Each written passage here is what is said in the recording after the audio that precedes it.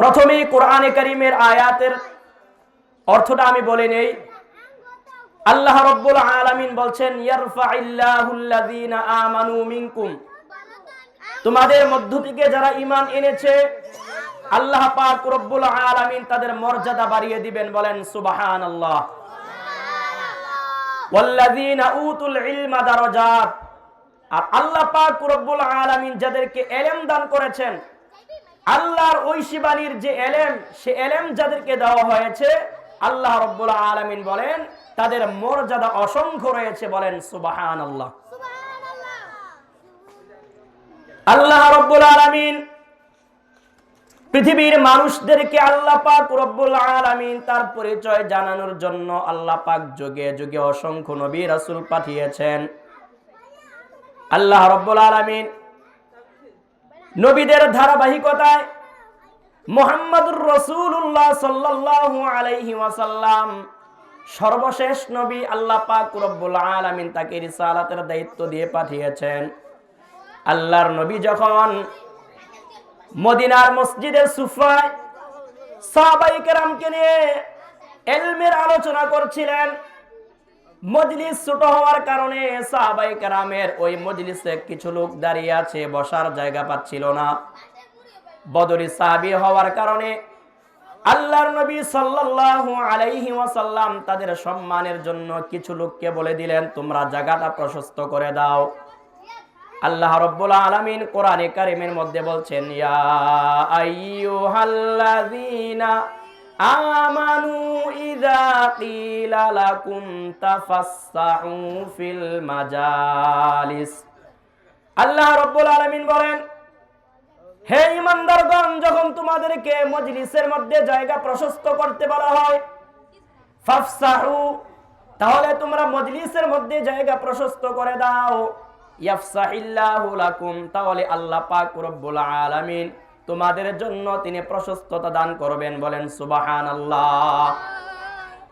এরপরে বলা হয়েছে, ওয়াইদা কিলান শুযু ফানশুযু, আর যখন তোমাদের কাউকে উঠতে বলা হয় তোমরা উঠে চলে যাও। আল্লাহ রাব্বুল আলামিন এই কোরআনে কারীমের আয়াত যখন অবতীর্ণ করলেন, আল্লাহর নবী সাল্লাল্লাহু আলাইহি ওয়াসাল্লাম সেই বৈঠক থেকে কিছু লোককে উঠিয়ে দিলেন। এই দৃশ্যটা দেখার পরে মুনাফিকদের গায়ে আগুন লেগে গেছে। বলেন নাউজুবিল্লাহ। তারা এটা অপছন্দ করলো। তারা বলতে লাগলো, কিছু লোকের কারণে মজলিস থেকে লোকদেরকে উঠিয়ে আপনি তাদেরকে বসাইলেন, এটা তো হতে পারে না। আল্লাহ রাব্বুল আলামিন তাদের এই বিষয়টিকে জানানোর জন্য আল্লাহ পাক রব্বুল আলামিন জানিয়ে দিলেন, ইয়ারফাইল্লাহুল্লাযীনা আমানু মিনকুম, তোমাদের মধ্যে যারা ঈমান এনেছে আল্লাহ পাক রব্বুল আলামিন তাদের মর্যাদা বাড়িয়ে দিয়েছেন। ওয়াল্লাযীনা উতুল ইলমা দারাজাত, আর যাদেরকে ইলম দেওয়া হয়েছে আল্লাহ পাক রব্বুল আলামিন বলেন তাদের ফজিলত বেশি। বলেন সুবহানাল্লাহ। তাহলে যাদের ইলম রয়েছে, যাদের ঈমান রয়েছে, অন্যদের তুলনায় তাদের ফজিলত বেশি। রাসূল করিম সাল্লাল্লাহু আলাইহি ওয়াসাল্লাম বলেছেন ইলমের ফজিলত, কারণ এই মাদ্রাসার মুহতামিম হযরত মাওলানা ইমাম হোসাইন সাহেব বলছে আপনি একটু ইলমের ফজিলত সম্পর্কে আলোচনা করেন। কারণ ইলম যদি আমাদের জানা থাকে, ওই ইলম জানার কারণে যে কোনো জায়গায় গিয়ে যদি আমি আমলটা করি, আমার আমলটা শুদ্ধ হয়ে যাবে। আর আমার যদি ওই ইলম জানা না থাকে, আমি আমলটা করতে গেলেও অনেক সময় ভুল হয়ে যেতে পারে। এই জন্য ফুকাহায়ে কেরাম বলেছেন, যে আমলটা ওয়াজিব, ওই আমলের জ্ঞান অর্জন করা, ইলম অর্জন করাও ওয়াজিব।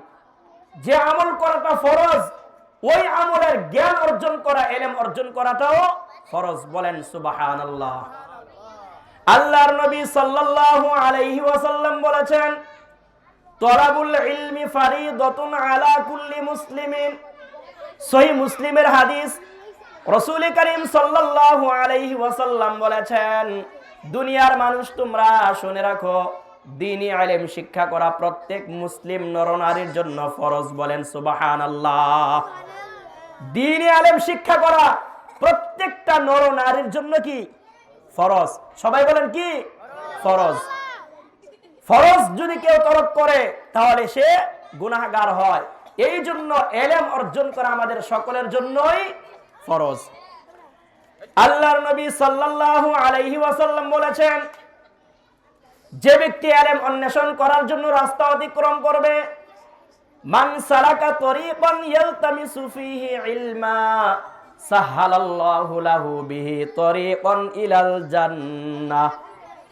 আল্লাহর নবী সাল্লাল্লাহু আলাইহি ওয়াসাল্লাম জানিয়েছেন, কোন ব্যক্তি যদি ইলম অন্বেষণ করার জন্য রাস্তা অতিক্রম করে, ঘর থেকে বের হয়ে রাস্তা অতিক্রম করে, আল্লাহর নবী জানিয়েছেন ইলম অন্বেষণ করার জন্য রাস্তা অতিক্রম করার কারণে আল্লাহ পাক রব্বুল আলামিন তার জন্য জান্নাতের রাস্তা সহজ করে দিবেন। বলেন সুবহানাল্লাহ।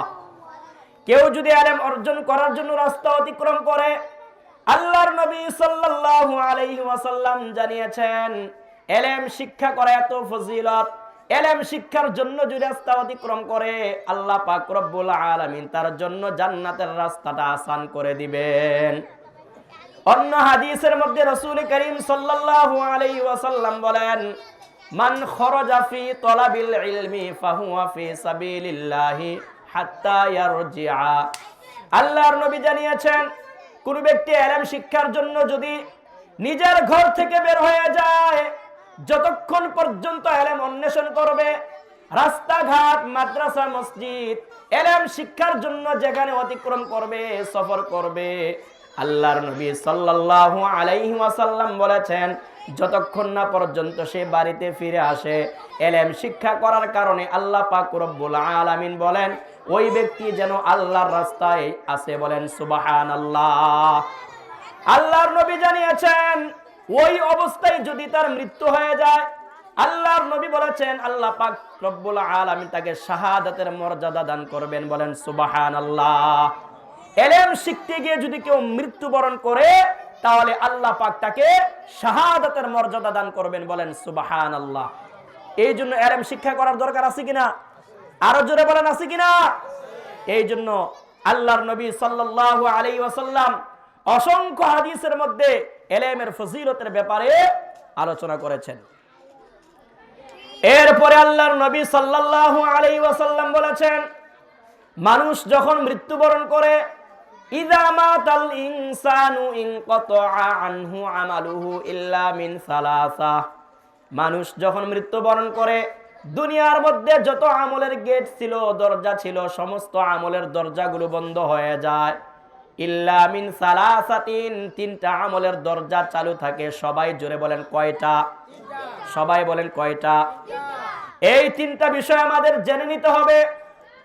আপনি মরে যাবেন, এই তিনটা বিষয় যদি আপনার চালু থাকে তাহলে আপনি কবরের মধ্যে শুয়ে শুয়ে আপনি সওয়াব অর্জন করতে পাবেন। এক নাম্বার, আল্লাহর নবী জানিয়েছেন মিন সাদাকাতিন জারিয়া। কোন ব্যক্তি যদি সদকায়ে জারিয়া করে যায়, চলমান সদকা করে যায়, আর ওই ব্যক্তি যদি মৃত্যুবরণ করে, আল্লাহর নবী জানিয়েছেন কবরের মধ্যে শুয়ে শুয়ে সে নেকি পাবে। বলেন সুবহানাল্লাহ। আপনি মাদ্রাসায় একটা ফ্যান লাগাই দিয়ে গেলেন, অথবা একটা টিউবওয়েল বসাই দিয়ে গেলেন, অথবা একটা জনসেবামূলক কাজ করে গেলেন, এই কাজ যতদিন পর্যন্ত স্থায়ী থাকবে, আপনি দুনিয়ার মধ্যে না থাকলেও এটার একটা বেনিফিট আপনার কবরের মধ্যে পৌঁছে যাবে। এই জন্য রাসূল করিম সাল্লাল্লাহু আলাইহি ওয়াসাল্লাম বলেছেন, মানুষ মৃত্যুবরণ করলে সমস্ত আমলের দরজা বন্ধ হয়ে যায়, তিনটা দরজা চালু থাকে। এক নাম্বার হলো সদকায়ে জারিয়া। এক নাম্বার কি? সদকায়ে জারিয়া। সদকায়ে জারিয়া মানে চলমান সদকা। এমন সদকা করে গেলেন যেটা আপনার মৃত্যুর পরেও কাজে লাগে। রাস্তার ধারে একটা টিউবওয়েল বসাই দিয়ে গেলেন, অথবা যাত্রী ছাউনি করে দিয়ে গেলেন, অথবা গুরুস্থানের পাশে একটি আপনার বসার জায়গা ব্যবস্থা করে দিলেন। এইভাবে করে যদি চলমান সদকা রেখে যেতে পারেন তাহলে আপনি মৃত্যুবরণ করলেও আপনার কবরের মধ্যে এটার সওয়াব পৌঁছতে থাকবে। বলেন সুবহানাল্লাহ। দুই নাম্বার, আও ইলমিন ইউনতাফাউ বিহি। আল্লাহর নবী জানিয়েছেন মৃত্যুর সময় আপনার জন্য সমস্ত আমলের দরজা বন্ধ হয়ে যাবে, কিন্তু দুই নাম্বার, যদি আপনি ইলম রেখে যান, আপনি একজন মানুষকে সূরা ফাতিহা শিক্ষা দিয়ে গেলেন, অথবা কিতাব লিখে গেলেন, অথবা একজন মানুষকে নামাজি বানিয়ে দিয়ে গেলেন, নামাজ শিক্ষা দিয়ে গেলেন, আপনি মৃত্যুবরণ করেছেন, আপনার সূরা ফাতিহা শিখে ওই ব্যক্তি নামাজ আদায় করে, অথবা আপনার কিতাব পড়ে পড়ে মাসআলা শিখে অমুক ব্যক্তি আমল করতেছে, আপনি কবরের মধ্যে চলে গেছেন, আপনার উপকারী ইলম থাকার কারণে কবরের মধ্যে শুয়ে শুয়ে সওয়াব পাইতে থাকবেন। বলেন সুবহানাল্লাহ। তাহলে উপকারী ইলম আও ইলমিন ইউনতাফাউ বিহি, এমন ইলম যার মাধ্যমে মানুষ উপকৃত হতে পারে। একটা কিতাব লিখে গেলেন, অথবা একটা মাদ্রাসার ছাত্রকে যে কোনো একটা ব্যবস্থা করে কিতাবের ব্যবস্থা করে দিলেন, অথবা মানুষকে সূরা ফাতিহা বা বিভিন্ন মাসআলা মাসাইল শিখিয়ে গেলেন, আপনি মৃত্যুবরণ করবেন, এর পরেও আপনার কবরের মধ্যে তার সওয়াব পৌঁছতে থাকবে। বলেন সুবহানাল্লাহ। 3 নাম্বার, আওয়ালাদিন সলিহিন ইয়াদউ লাহু, আল্লাহর নবী জানিয়েছেন মানুষ যখন মৃত্যুবরণ করে ওই ব্যক্তির যদি একজন নেককার সন্তান থাকে, তাহলে ওই নেককার সন্তান যদি বাবা মার জন্য দোয়া করে, আল্লাহ পাক রব্বুল আলামিন বলেন তুমি কবরের মধ্যে শুয়ে শুয়ে তোমার সন্তানের দোয়া পাইতে থাকবা। বলেন সুবহানাল্লাহ। এই জন্য আমাদেরকে নেককার সন্তান তৈরি করতে হবে। আমার সন্তান আমার জানাজার নামাজ পড়াইতে পারে কিনা, আমার সন্তান আমার কবরের পাশে দাঁড়িয়ে রব্বির হামহুমা কামা রব্বায়ানি সগীরা এই দোয়া করতে পারে কিনা, আমার সন্তান আমার মৃত্যুর পরে আমার জন্য সূরা ফাতিহা সূরা ইখলাস পড়ে দোয়া করতে পারে কিনা, এইভাবে যদি আমি সন্তানকে কোরআন হাদিসের জ্ঞান শিক্ষা দিয়ে যাই, তাহলে আমার মৃত্যুর পরেও কবরের মধ্যে সওয়াব পৌঁছতে থাকবে। বলেন সুবহানাল্লাহ। তাহলে আমাদের সন্তানদেরকে কোরআন হাদিসের ইলম শিখাইতে হবে তো ইনশাআল্লাহ। এই জন্য আলেম হওয়া জরুরি না, কিন্তু দ্বীন ইলম শিক্ষা করা, আপনার সন্তানকে ইসলামের বেসিক জ্ঞান শিক্ষা দেওয়া সকলের জন্যই ফরজ।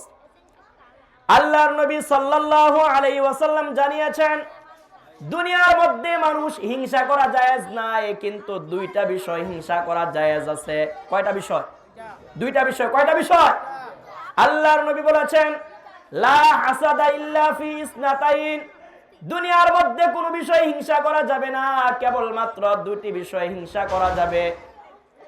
ইল্লা রাজুলুন আতাহুল্লাহু মালান, ওই ব্যক্তির ব্যাপারে ঈর্ষা করা যাবে যাকে আল্লাহ পাক রব্বুল আলামিন সম্পদ দান করেছেন, ফাসাল্লাতাহু আলা হালাকাতিহি ফিল হাক্কি, ওই ব্যক্তি সম্পদ পাওয়ার পরে আ জায়গায় কু জায়গায় খরচ করে না, ইনসাফের পথে ব্যয় করে, সঠিক জায়গায় ব্যয় করে। আল্লাহর নবী জানিয়েছেন ওই ব্যক্তির সাথে তুমি ঈর্ষা করতে পারো, হিংসা করতে পারো, আর মনে মনে বলতে পারো আল্লাহ তুমি ওই ব্যক্তিকে যে সম্পদ দিয়েছো আমাকেও যদি সম্পদ দান করো, তার মতো আমিও সঠিক জায়গায় ব্যয় করব। বলেন সুবহানাল্লাহ। 2 নম্বর হলো ওয়ারাজুলুন আতাহুল্লাহুল হিকমাতা ফাহুয়া ইয়াকদি বিহা ওয়া ইউআল্লিমুহা, ওই ব্যক্তির ব্যাপারে ঈর্ষা করা যাবে